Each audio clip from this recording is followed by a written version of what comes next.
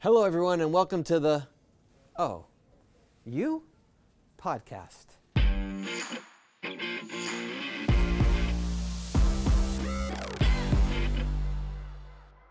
Today, we're lucky to have our guest, Rabbi Daniel Sharratt. To start, I'm going to ask you the hardest question that I ask everybody. All right. Tell me about yourself. So a little bit about myself. Well, I didn't grow up religious, totally secular. Then I went to... Where was that? I grew up in Hollywood, Florida. Okay. So my high school is about 1.5 miles, 2 miles away from the beach. I went to Florida State University, majored in mechanical engineering, and that's when I got exposed to Chabad on campus. And I was doing very well in school, and then I transferred to Notre Dame, University of Notre Dame, and there I graduated with a degree in bachelor's of science in mechanical engineering. We're going to talk about that because I want to know if that has an impact on the kind of work that you do today. Now, you told me something interesting about your kosher observance at Notre Dame. Yeah. How many people had a kosher meal plan when you were there? To my knowledge, I'm the only one in the history of that institution that had a kosher meal plan. As living on campus, they require you to order a meal plan and pay the university for meals. Now, in the fine print, they say they cater to any dietary need and restriction, allergens, so on and so forth. So I went over there. I spoke to the head person saying, I have a dietary restriction. Can you guys help me out? And of course, they bit. And they're like, sure, we'll do anything you need. What is it? So I told them I keep kosher. And they were like a deer in headlights. And it's in hindsight, the complexity of trying to have a kosher meal plan in a industrial side kitchen serving thousands of, students with everything and anything under the sun. So they have a yeshiva there. They had a cook.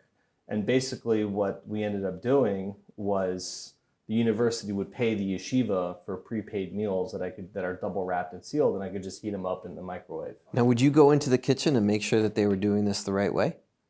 Well, they had this little place kind of stationed, and everything was sealed. And I would just walk in like I own the place and just grab my meals, and I would just walk to the microwave and heat it up. I was kind of self-sufficient in that regard. So that was like your first mashgiach job then? Yeah, I guess so, if you want to look at it that way, right. Yeah. Okay, good. So as I was in South Bend, Indiana, they had, they have a kollel there. There was yeshiva, and oftentimes I would find myself hanging out over there and learning more. And by the time I graduated, I just felt really restricted to English translation, and I made a commitment to myself. I'm going to Israel for 1 year, like a really intense place. I'm going to learn how to learn, and and 1 year turned into many more. Parents were okay with that? They were not. It was a roller coaster ride. My family was not supportive of it. And when I went to Israel, they thought I went off the deep end. They wanted to do an intervention. I joined a cult. It was pretty, here you have this good-looking guy. I played water polo for Notre Dame as well. You played water polo on the varsity team? Yes, I was one of the starters. I walked on. Really? I started for Florida State, and I had a scholarship at Florida State, and I walked on at Notre Dame. I was pretty good. Do you still play water polo? No, I don't. No. They were beside themselves that I'm throwing everything away to just pray all day, quote unquote. So it was pretty tenuous time for them. Sounds like it was certainly challenging. Yeah, it's okay. But you ended up getting to Israel? Yes. So I did a small stint after I graduated for a surgical robotics company in South Florida. And then for the summer, just to save up some money. And then I went to Israel. I studied in yeshiva called Tehillah Shlomo. So 1 year ended up turning into 4 years. Wow. Living in Yerushalayim, Baruch Hashem, and I had incredible siyata d'shmaya. And then, I got married in the time. I was 2 years as a bacher, 2 years as a younger man. And then we moved back to the States. We moved to Brooklyn, where I then attended Torah Vodaas. So, and then that's when I was like to meet Rebelsky and go through the whole Yordea track with him and get smicha from Torah Vadas. Wow. And after he passed away, Rav Reisman, who's a current Rosh Yeshiva, opened up a Kollel Hayra for post-smicha students, I guess. And I was in that chabura for a few years. And then I guess slowly but surely transitioned into kosher supervision. I don't even have to ask any questions. The story sort of tells itself. So you transition here. And so, again, your role here at the OU. Oh, great. So I'm a rabbinic coordinator. What does a rabbinic coordinator do? So a rabbinic coordinator essentially is an account executive. So, for example, I'm in charge of a number of accounts. So when it comes to the billing, the finances, additionally coordinating the visitation rates and the rabbis, if there's any issues, either complaints from the company about the rabbi or the rabbi finding kashrus concerns in the company, I'm kind of the quarterback for all that. So is there a particular area, field that you're focused on in terms of a grouping, a theme of companies? Contrary to popular belief, there's really no official titles, but oftentimes people who have a certain area of expertise will get more of a concentration of those companies. Mm-hmm. But I think what's beautiful about the structure of the OU is there's not one individual in charge of an entire industry. So that being said, the areas I specialize in are beverages, produce, specifically indoor vertical farming or hydroponics. You said that really quickly, but because you've shown it to me, I'm not sure if the listeners know exactly what that means. Yeah, so basically I have pretty good expertise when it comes to bugs. Products that are susceptible to bugs are leafy greens and herbs and berries. And so I deal with accounts that grow such products, and trying to quarterback in every company can be very different. Additionally, I speak Spanish, so I deal a lot with Central, South America, and Spain. Do you travel there? Sometimes, yes. I lived in Spain for 6 weeks actually in college when we did a study abroad in the summer. That was fun and interesting and challenging all in one. Yeah, keeping kosher in the middle of nowhere for 6 weeks. That was harder than Notre Dame. Yeah, okay. I didn't have a kosher meal plan in Spain. And vertical farming? Indoor vertical farming, yeah. So classic agriculture is kind of on a one plane, usually outside. Now with hydroponic technology, which means you can grow the produce with water and not need soil, and with artificial lighting that can mimic the sun, you can actually grow in a vertical plane, saving the footprint, so to speak. So it's supposed to be more efficient and space-wise. Amazing.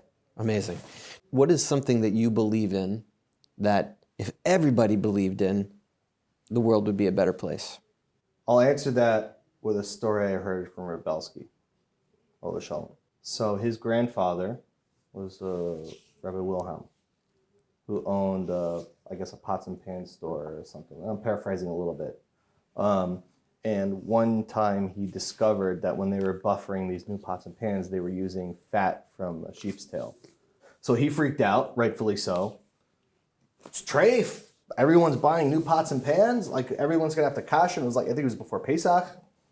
So he ran through Moshe Feinstein. And Ramosha thought, and he said, all right, let's look into it. Don't tell anybody anything. So I asked Rabbi Belsky, why not? You have a real shiloh of trade. Like, why not? You want to help Yidden prevent from eating Isser. So Rabbi Belsky said, I'll tell you a Gemara and Yuma. 1 year, the Kohen Gadol, every year they go to Kodesh HaKodashim, they tie the rope around him in case he dies, they need to drag him out. So he goes in, and everyone's waiting. And the Rabbanim pull on the rope. He pulls back, he's still good. So they're waiting, and they're waiting. Finally, he comes out, and the Rabbanim are all upset at him. What took you so long? So Rabbi Belsky, in his poetic license, he was like, you don't appreciate my tefillas for Klal Yisrael and this and so on and so forth. I davened for a long time. And the Rabbanim said, that's fine, but you can't scare Klal Yisrael.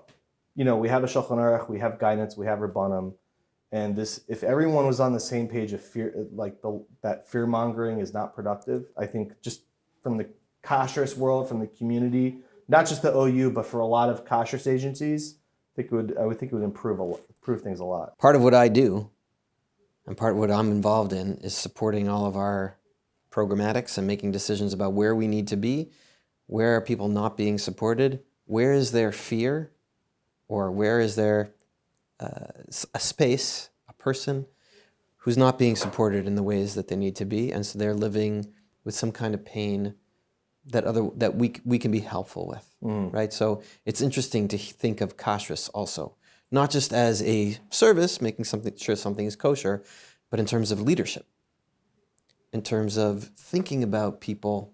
What are we going to tell them? How are we going to tell them? When are we going to tell them? And making sure that we're taking care of the whole human and not just making sure a specific type of food is technically kosher or not. What is the most interesting thing that ever happened to you? And it can't be, I went to Spain for 6 weeks, or I got the only kosher meal plan, or I learned mixed martial arts. So when I first transferred to Notre Dame from Florida State, the Chabad rabbi gave me a parting away present, my first pair of tzitzis that I owned. I was putting on tefillin every day at the time. So I arrived there, on a Sunday, the orientation with my uncle. And my roommate didn't know I was Jewish because I just put tefillin on. I wore a baseball cap. I tucked on my tzitzis. And Friday afternoon comes, and I just asked my roommate, do you mind if we can go to the supermarket? I just need to get a few things. Can you give me a ride? He's like, sure. We get there, and I thought to myself, you know what? I'm on my own here. Let me make Kiddush. Let me do something at least for Shabbos. So I was in the wine section trying to find some kosher wine. And this guy walks by me, black hat, tzitzis, the whole shebang. And I go, whoa, shalom aleichem. And he looks at me, he's like, who are you? And I'm like, no, man, I'm legit. I show him my tzitzis. I pull him out and I show him. And he's like, whoa, what are you doing? I'm like, can you help me find some kosher wine? So without missing a beat, this guy's like, where are you for Shabbos? So I was like, I was just going to be on campus by myself. It's like, no, it's Friday afternoon. There's a whole Jewish community here. You have to come. You have to come with me. We're going for Shabbos. So I look at my roommate, Kevin, and he has no idea what's flying. He's like, what is going on? So I said, hey, Kevin, I'll see you later. I'm going with this guy. So he's like, okay, just call me if you need anything, So I'm with this guy. He drops me off at his friend's house. Jewish guy and everything's fine. So they give me basic directions to walk to shul Friday afternoon. And I have long hair, by the way, at this time. I'm wearing a dark green olive fancy suit. And I get lost. And I look at it and I talk to Hashem and I go, I do all this. I go on a limb here. Hashem, help me out. I'm trying to get to shul, something. And I'm not exaggerating. The moment that left, the house were directly in front of me to the side. The garage door opens up. 5 Bachrim that look like they left Lakewood pile out and go into a van. And I run over to them. Are you guys going to shul? And they're like, yeah. I was like, can I come with you? I'm lost. And they all look at each other they're like, sure.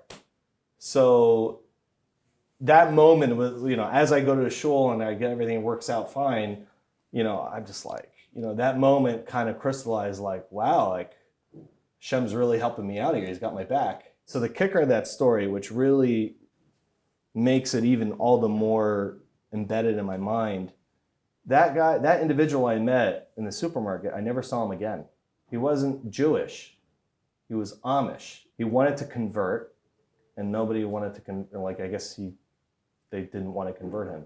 But he brought me to the Jewish community. It was my first Shabbos in South Bend.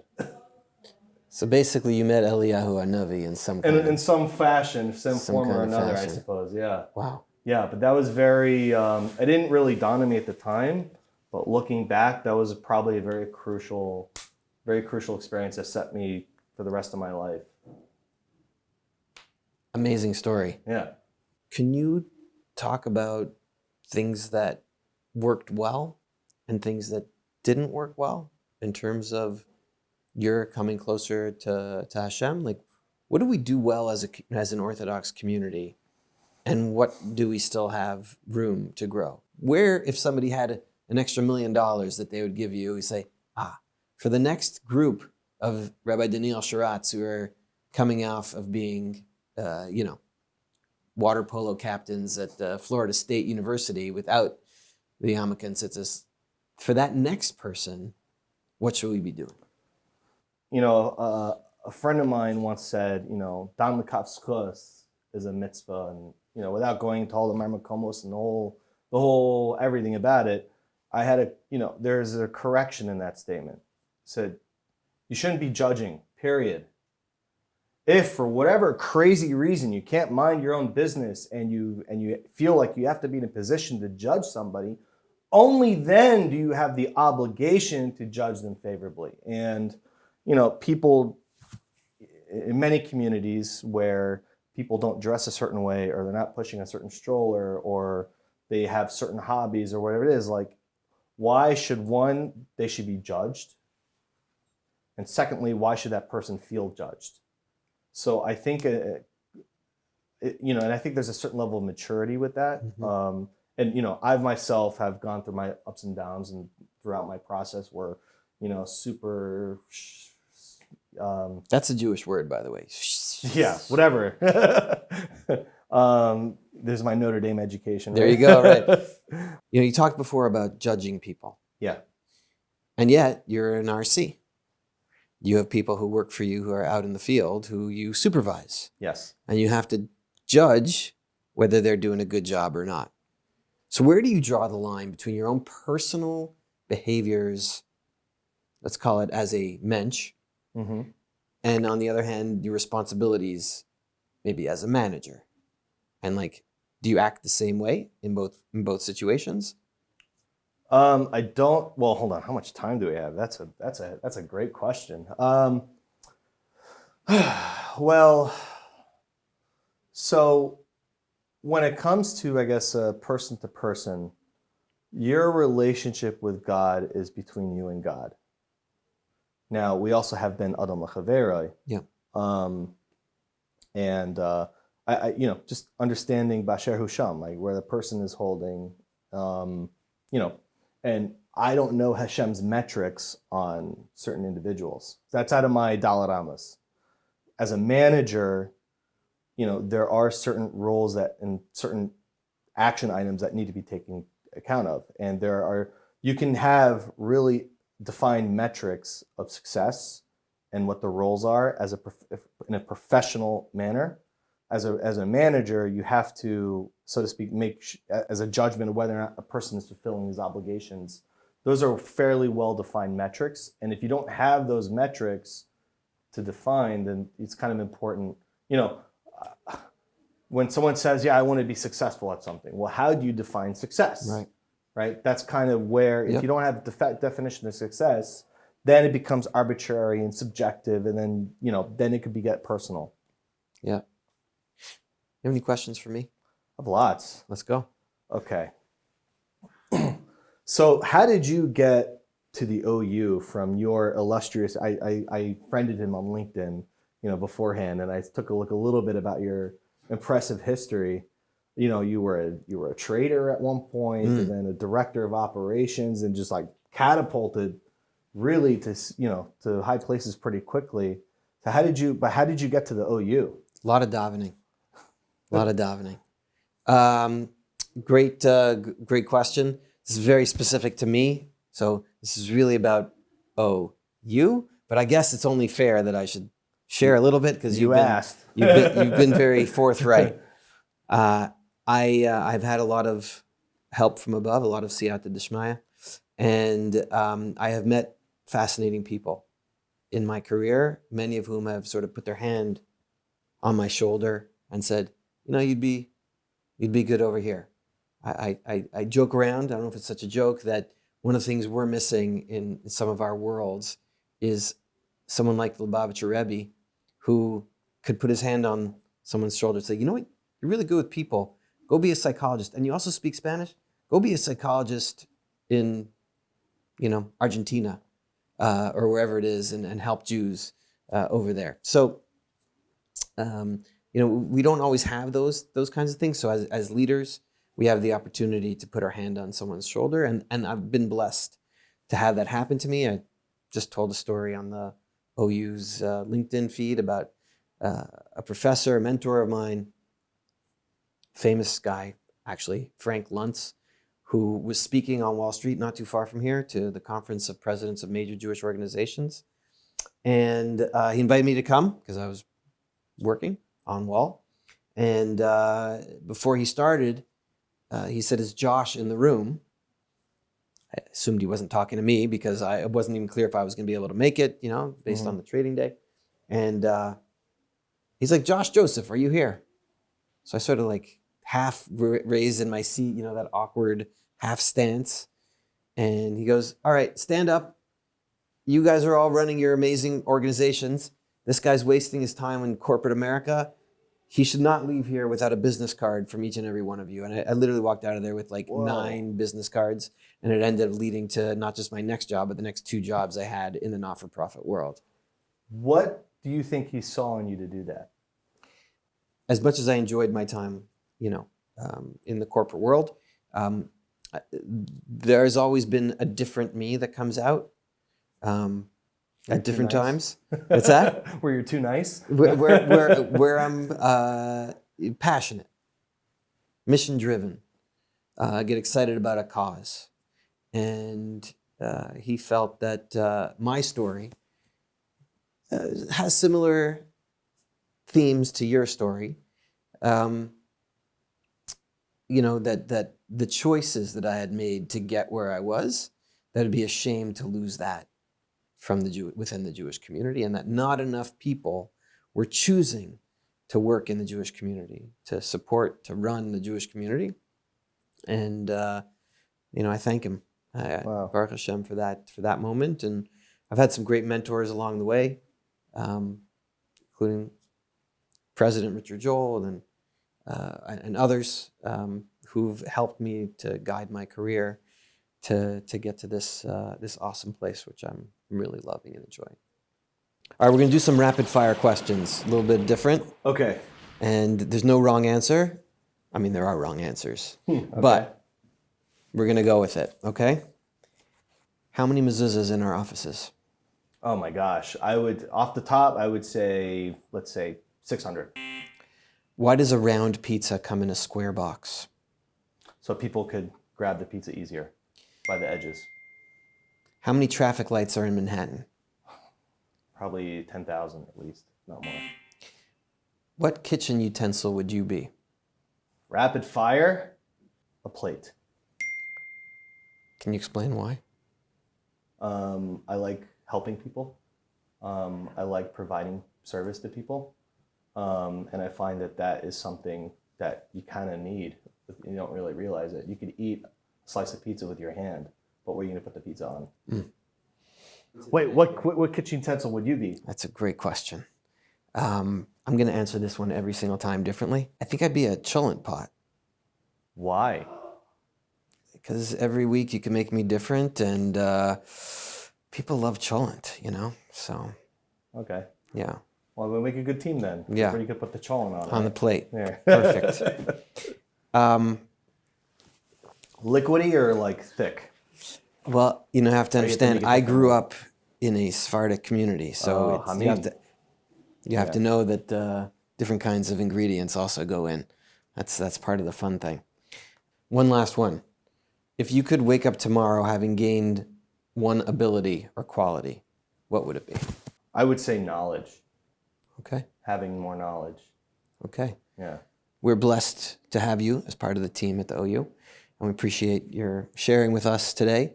What bracha would you give to the OU as we break? So, although we say 3 times a day that we would love to have the guidance as we had in previous years, and we don't have it to the extent that we've had in thousands of years ago, seems to me the OU generally is on a pretty solid and has pretty good guidance. And my bracha would be that the OU organization as a whole should continue and merit to have correct guidance. Amen. Thank you. Yeah. Now, you do have an interesting hobby, not water polo, but you've kept up other athletic pursuits, I think. The rumor has it that I shouldn't challenge you to a fight. You're always allowed to. Yeah, so I don't want to get you in trouble. I do, yeah. So this is kind of like a more of a recent thing. Not like I haven't been in it in years, so I don't want to. But yeah, I have been doing some mixed martial arts, mainly jujitsu. But yeah, I do that once or twice a week, depending on just to try to. It's fun exercise for me. I'm not the type of guy that will just run around a track for exercise. I find that very boring, monotonous, and I don't enjoy it. But in a soccer match, I want to score the goal, and I get that competitive nature, and I can run a lot more. Just to do it just because felt like running around in a circle. But if I have to possibly engage somebody, it's a different. The competitive nature comes out. Can you show me a move? Is it something? Show you a move? Yeah, show me jujitsu. Show me something. Like a flying armbar? No. Flying armbar. No. I don't know if we have enough room, but yeah, sure, whatever. All right. How about I show you, but I'm not going to throw you to the ground. I don't know if that's. There are some people who would like you to throw me to the ground. Let's try it. Sure. Okay. So jiu-jitsu has a lot initially with grappling and on the ground. So the idea is you want to get the opponent to the ground.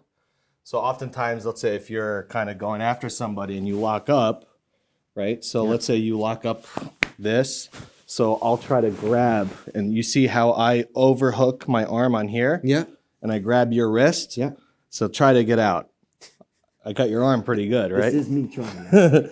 So all I need to do to get you to the ground is take a big step forward, and then I can throw you pretty easily to the ground. There you go. Yeah. Very easy to throw me to the ground. Thank you for that. I appreciate it. Yeah.